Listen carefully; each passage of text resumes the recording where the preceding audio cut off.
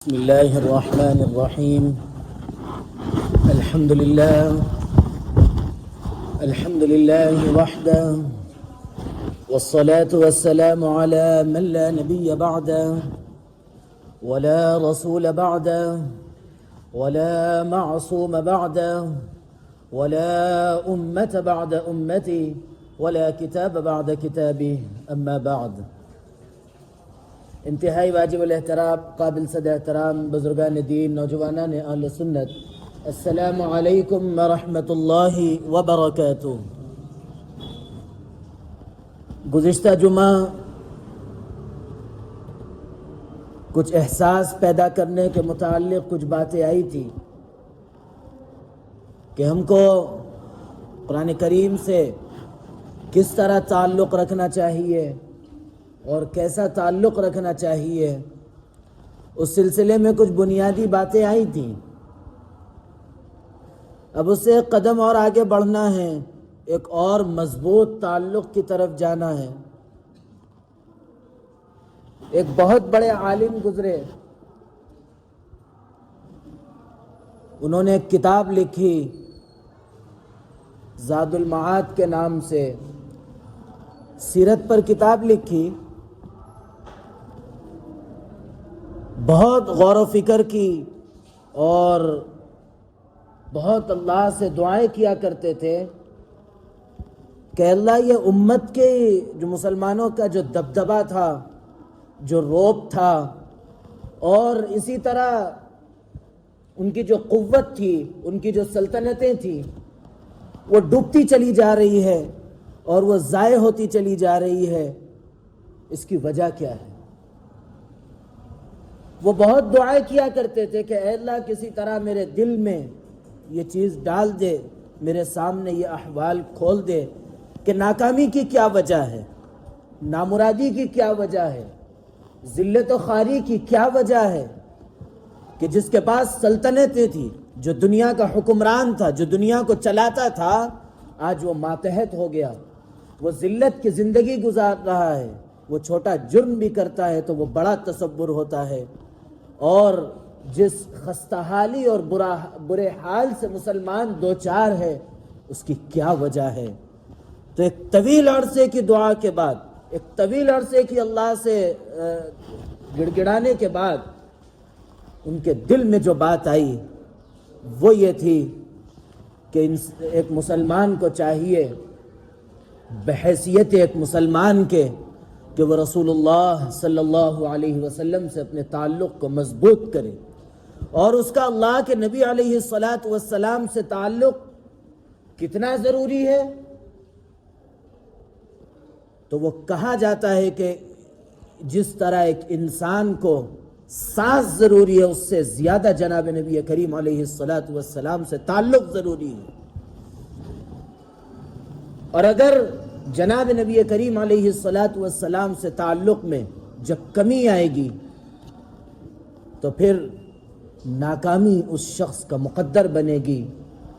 آج مسلمانوں کی جو صورتحال ہے، ایک نظر ڈالیے، سمجھ میں آ جائے گا کہ ایک مسلمان کے بچے کو، خود ایک مسلمان بڑا آدمی یا ادھیڑ عمر آدمی، اس کو جناب نبی کریم علیہ السلام کی زندگی کے پورے احوال سے بھی وہ ناواقف، آپ کے خلفائے راشدین کے احوال سے وہ ناواقف. لیکن اس کے مقابل آپ آئیے دنیا داروں کی طرف، ان دنیا داروں کی تاریخ سے وہ ان کے پل پل سے واقف، چاہے وہ فلمی دنیا کے لوگ ہو، چاہے وہ کھیل کی دنیا کے لوگ ہو.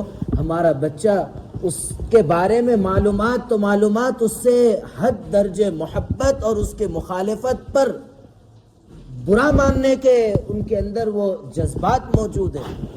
یہ جذبات ہم جناب نبی کریم علیہ السلام کے متعلق پیدا کرنے میں کیوں ناکام رہے؟ کون ہے اس کا ذمہ دار؟ ایک مسلمان بحیثیت مسلمان کے اگر جناب نبی کریم علیہ السلام سے تعلق کو، آپ سے محبت میں اگر ناکام رہا تو پھر وہ دنیا کے کسی خطے میں، کسی حصے میں کامیابی اس کا مقدر نہیں بن سکتی.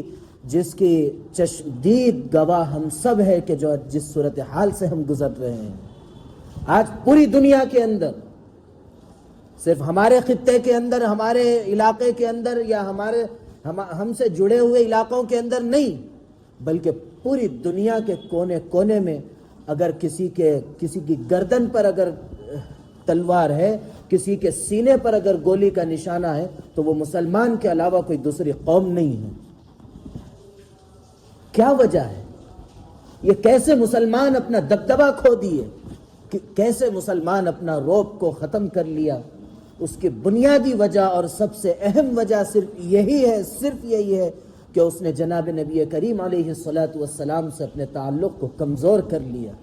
جب یہ تعلق کمزور ہوا تو پھر دین سے ہمارا تعلق کمزور ہوا، قرآن کریم سے ہمارا تعلق ختم ہو گیا، جس کی وجہ یہ ہے کہ جو اللہ کا وعدہ ہے کہ دبدبہ، رعب، حکومت اگر ہوگی تو صرف اور صرف ایمان پر اور نیک اعمال کی بنیاد پر ہوگی۔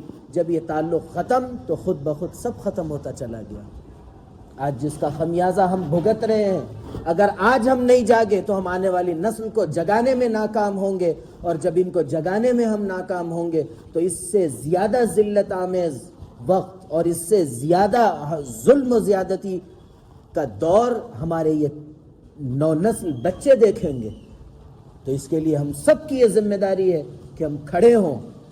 کس چیز کے لیے؟ صرف اور صرف اس چیز کے لیے کہ ہم اپنے تعلق کو جناب نبی کریم علیہ الصلاۃ والسلام سے مضبوط تر بنائیں گے۔ کس طرح تعلق بنے گا؟ آپ کی تعلیمات پر عمل پر۔ کس طرح تعلق مضبوط ہوگا؟ آپ کی سنتوں پر عمل کے ذریعے۔ آپ ذرا غور کیجئے کہ آج ہمارے یہاں خوشی کا موقع آتا ہے تو ہم یہ کہہ کر خوش ہو جاتے ہیں کہ روز روز کہاں خوشی آتی ہے، ایک باری تو آتی خوشی، خوش ہونے دو۔ اگر اللہ تعالیٰ اگر پلٹ کر آپ سے یہ کہے کہ خوشی تو بار بار تھوڑی آتی، ایک آدھ بار آئی تھی، اس میں بھی تم ہماری نافرمانی کرو گے، کیا ہے یہ؟ ہماری صورتحال اس طرح کب تک رہے گی؟ یہ ہماری یہ خام خیالی، یہ گندے خیالات، یہ ایسی ذہنیت کب تک رہے گی؟ ابھی اور کیا دن دیکھنا چاہتے ہیں؟ کیا ہمارے دل میں یہ جذبات نہیں ہے کہ ہم ایک عزت کی زندگی گزارے، ایک وقار کے ساتھ زندگی گزارے؟ جو ہماری دبدبے والی زندگی تھی، جو ہمارا دور تھا مسلمانوں کا، وہ دور ہم دوبارہ کیا نہیں چاہتے؟ کب تک ذلت؟ وہ انہیں اس کے در سے ڈھکیل دیا، اس کے در چلے گئے، اس کے در سے ڈھکیل دیا گیا، تیسرے در پہ چلے گئے۔ کیا اسی طرح ایک در سے دوسرے در بھٹکتے رہیں گے؟ یا کبھی اللہ کے گھر ایک در پر آ کے اپنے سر کو اللہ کے سامنے جھکا کر پوری دنیا کے سامنے عزت اور سربلندی کی زندگی گزاریں گے؟ کیا کریں گے؟ یہ فکر، یہ خواہش، یہ کوشش اور یہ جذبہ ہم کو پیدا کرنا پڑے گا۔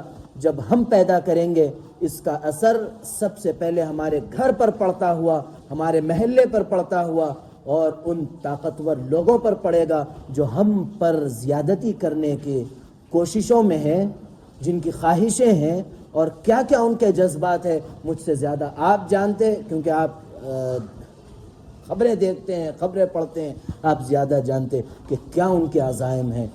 وقتاً فوقتاً تھوڑے بہت عزائم کا ہم سامنا کرتے رہتے ہیں۔ اگر آج ہم ان ذلت کی زندگی سے، جس طرح گزشتہ بار یہ بات آئی تھی کہ ایک جانور بھی جب کسی مصیبت میں پھنستا ہے تو وہ اپنے نکلنے کی فکر کرتا ہے کہ کس طرح اس مصیبت سے میں باہر آؤں، لیکن انسان تو اشرف المخلوقات ہے۔ اللہ نے اس کو عزت بخشی، وَلَقَدْ كَرَّمْنَا بنی آدم کہا ہے جس کو، وہ اپنی اس ناکامی، وہ اپنی اس مصیبت سے نکلنے کے لیے کوئی راستہ تلاش نہیں کرے گا۔ ایک ظاہر سی بات ہے کہ انسان بحیثیت انسان جو اللہ نے اس کو عزت دی، جو اللہ نے اس کو